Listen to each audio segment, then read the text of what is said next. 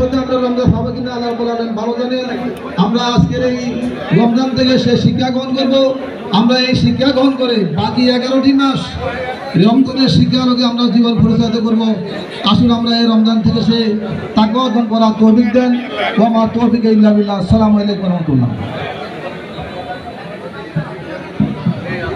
সংগ্রামী উপস্থিতি, আমাদের মাঝে এই মুহূর্তে সংক্ষিপ্ত বক্তব্য রাখার জন্য অনুরোধ জানাচ্ছি বিশিষ্ট রাজনৈতিক ব্যক্তিত্ব ফেনী জেলা বিএনপির সুযোগ্য সদস্য সচিব জনাব আলাউদ্দিন আলালকে তার সংক্ষিপ্ত বক্তব্য রাখার জন্য অনুরোধ জানাচ্ছি।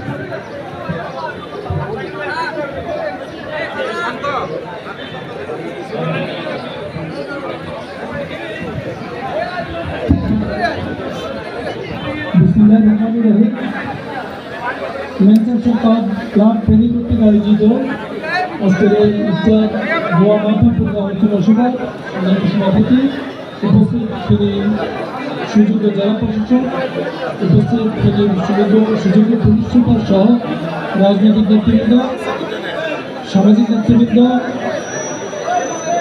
সাংবাদিকবৃন্দ এবং আমাদের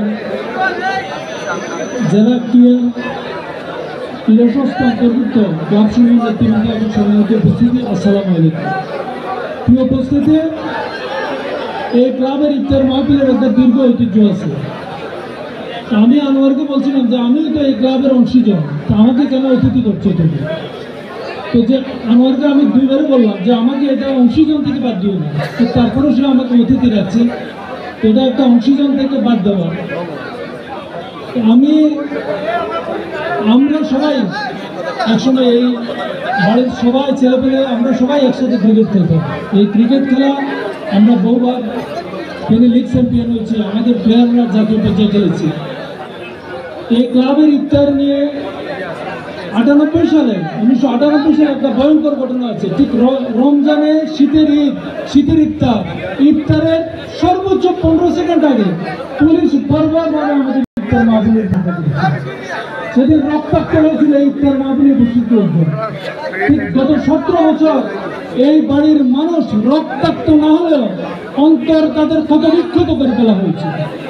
আমরা যারা রাজনীতি করি আমরা ক্ষতিগ্রস্ত হয়েছি, অপদস্থ হয়েছে পুরো বাড়ির মানুষ, পুরো রামপুরের মানুষ, পুরো এই জনপদের মানুষ। তো আমি সবাইকে বলতে চাই, ধৈর্য ধরতে হবে, সাহস রাখতে হবে এবং এই ক্লাবের আজকের সম্মানিত উপস্থিতি যারা আছেন তাদের মাধ্যমে আমরা জানিয়ে দিতে চাই যে আমরা এটা একটা ঐতিহ্যশালী বাড়ি, এটাতে যাতে এই বাড়ির সুনাম যাতে কোনোভাবে ক্ষুণ্ণ না হয় এবং অতিথিরা আজকে এখানে উপস্থিত হয়েছে আগামীতেও যাতে ওনারা বলতে পারে যে এই বাড়ির কোনো ব্যক্তি কোনো সমাজ বিরোধী কর্মকাণ্ডে জড়িত না। খোদা হাফেজ, বাংলাদেশ জিন্দাবাদ।